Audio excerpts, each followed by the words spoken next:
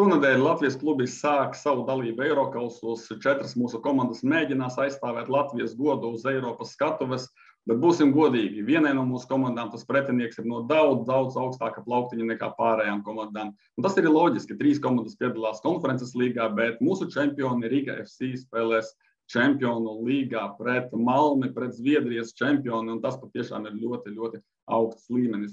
Uz sarunu esmu aicinājusi Zviedrijas žurnālisti, viņa strādā avīzē, sauc Viktorija, un parunāsim par MALMÖ ar viņu un uzdošu viņai dažus jautājumus. Hi Victoria, and nice to see you. Hi, nice to see you too. We wanted to know more about MALMÖ, so you're our expert today, and thank you that you agreed.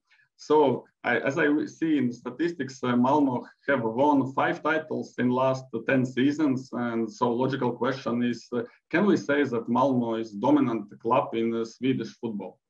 Yes, they have been quite dominant since 2010.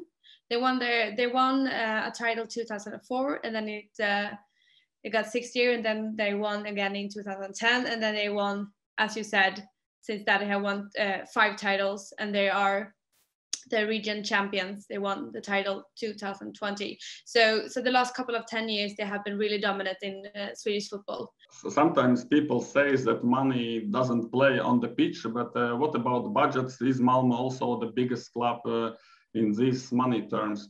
Yes, they are milestones before their competitors, and it's all because they qualified to the group stage in Champions League 2 times in 2015 and 2016. So the money they got from playing in the Champions League have been had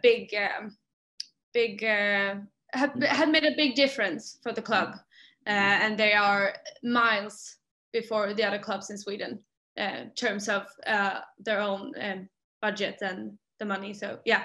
When MALMÖ won the title last year, and of course you watched these games, was MALMÖ really a much better team, or it was close competition? How would you describe the championship of Sweden, Allsvenskan, last year? No, the last couple of years have been quite equal, actually. MALMÖ, well, they secured the titles some games before the last round. The last round, exactly. But it has been quite equal, and also we have our season starting in the spring, so they have already played 11 games this season. So MALMÖ is top of the league at the moment, but they have 2 more games played than teams are second. So this year is a little bit more close, and MALMÖ's defensive hasn't been super great this season. They have conceded a lot of goals, and they used to be quite stable. So that has been a big difference this year. So yeah, I think that is the main reason why they are not so far ahead of the others. But it's quite close. It's MALMÖ and particularly one more team called Djurgården from Stockholm. Is there some specific things about MALMÖ style, how they play under Tomasons? Maybe, I don't know, very offensive game or ball controlling game? They are a team that wants to have the ball control and to always play themselves out of the situations. But this year, I think they have been a little bit more flexible and adjust their play a little bit, depending on which team they have been playing against. So I will ask the question: how MALMÖ plays against the bottom teams of the league when they need to win, when they are big favorites? Is it easy for them to score goals when they are favorites? Well, sometimes I think they have had some problems against teams that are having a very low defensive, and I think also the team's best player, Anders Christiansen, our midfielder and our captain, he's currently with the Danish Euro, so he is not available for the games against Riga, and he is a player that makes a difference, and especially against the teams that has a low defensive. So I think can be some problems for MALMÖ to really try to find a way through a team that has a low defensive. So that will be quite interesting to see how they will handle it against Riga if they're going to have that kind of defensive. In that kind of matches, it's important role of coach. And in Latvia, probably our football fans remember Jon Tomasons as a perfect footballer, attacker for Milan and other Europe big clubs. What he's as a coach, what is his style, what he does say for media, what his personality and style is. Well, he's a quite happy trainer, I will say, and always when he speaks to media, he's always very polite, and he always he loves to talk. He sometimes don't answer the questions, but he's really good to talk, to give us a long answer, but not really an answer for the question, and just an answer that he wants to give. But he's quite open, and I think also he's quite. He knows what he wants. Also, I now follow for Malmo on social media, and I see that there are some newcomers for the Malmo team, and one of the famous players is Finnish defender Moisander, very experienced player. Will he play against Riga? No, he won't, because he is the contract is signed from 15th of July when our transfer window is open. So he will miss these 2 games against Riga. So I think that could be, well, we also have, I don't know how much you know about our meet. We have a defender called Anel Ahmedhodzic, who has been probably one of the most important defenders for Malmo, and he is, everything is pointing at that he's going to leave the club this summer, but he's still here. So he will be available against Riga. So that is quite lucky for the team, because Moisander can't play until 15th of July. Also, you said before about Andres Christiansen, who is playing at Euros. So if we talk about who will play and who are staying with the club, who are the leaders in this team?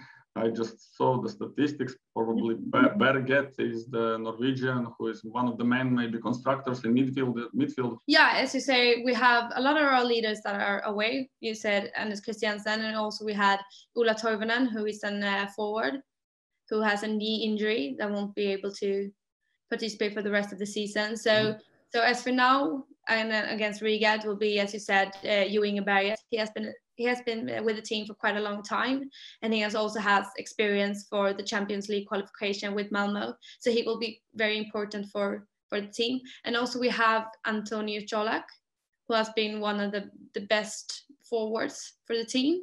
But I think he also needs to step up a little bit, really find the net and don't miss so much. And I think that he needs to play on his best. That will be very important for Malmo. And also we have a midfielder called Oskar Lewicki, who is back for an injury. And he is a defensive midfielder, and I think he will be very, very important for the defensive for the team. So I will say those 3. And also our goalkeeper Johan Dahlin is back, and also has been injured and just started the last game here in the league. So it's also quite important for the team to have him back. He has also a lot of routine from Champions League qualifications. Last year, Malmo played in a Europe League qualification, and they were better than 3 teams from Poland, Hungary, Croatia. So obviously good performance. And the playoff they lost to Granada. Did you hear any expectations from this season? And if we talk also about the last year and Eurocups, can we say that Malmo is experienced team for Eurocups, and they previously, as you said, played also in group tournaments? So is their strong part playing in Eurocups? Yeah, exactly. They have that is one of their top goals every season, to play in the Euro. So Europe, group stage, either European League or the Champions League. Of course, they're always aiming for the Champions League, and they also have that as a goal for this season. The main goal is to play in Champions League for the team, and I think also they will be quite satisfied to play in Europa League. And I don't know if the team will be qualifying only, if I can say only, for the new European Conference League. I think a lot of persons in the club and around the clubs and a lot of fans can see it quite as a failure miss out from Europa League or Champions League. So they're always aiming for champions, and that is a main goal for them this season also. So if there are two close games in the Champions League and in Allsvenskan, probably they can rotate the squad and put the strongest one in Champions League. Yes, I think that if it's let's say if they make it to the third qualification round or even the playoff, all the focus will be on those games. Mm-hmm. Yeah. And finally, have you heard some quotes or some expectations from the game on Wednesday against Riga? Maybe some thoughts about our side, Latvian champions, or everyone is very confident and they know that they're favorites and just concentrate on themselves? Well, we have talked to some of the players, and they are very honest about that they don't know much about Riga. They know that they also won their league, and they think that it's going to be a tight game. And it's also happened, if you look back to all the last qualifications that Malmo have been in with Champions League, they have had some problems with the first qualification round. I don't know if about the nerves, or that they just think in their mindset that they know that they're going to win easily. So they have been quite some tight games actually. So I think that they know that they really have to go out there and do their best, because also it's 2 games, everything can happen, and I know all the players that they know it's very, very important to do a good home game and to leave them Wednesday night with a good results. As you said, it's very important the night and clash for the club, but how about spectators, fans, and maybe Euros have taken all the attention because Sweden played there and Denmark continues, and as we know, Malmo is very close to Denmark also geographically. So what about this one? No, this is the first game that they will have the audience back here in Malmo, actually. So they had, I think it was 1st of July, that the Sweden's government opened up for some audience again. Yeah, exactly. So they are expecting 4,000, I think, that they are allowed to get into the stadium.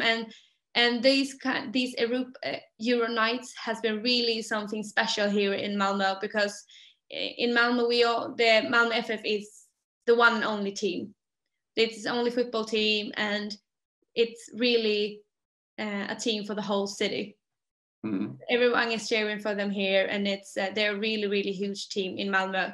So, and even if we have the Euros, I think in Malmo, if you compare our national team to MALMÖ FF, I think a lot of people will say that they rate MALMÖ FF higher than our national team, and they have a much bigger interest for MALMÖ FF than the national team. So I think a lot of people are really, really excited to get back to the stadium and to see MALMÖ FF play in Euro again, because everyone remember those magical Champions League nights and really want to have that again. So it's quite some special actually, the Champions League qualification here in Malmo. Yeah, thank you, Victoria, for this information, for talking, and let's wait the games. Hopefully they will be spectacular and let the strongest team advance. So thank you very much. Yeah, thank you too. Nice for having me.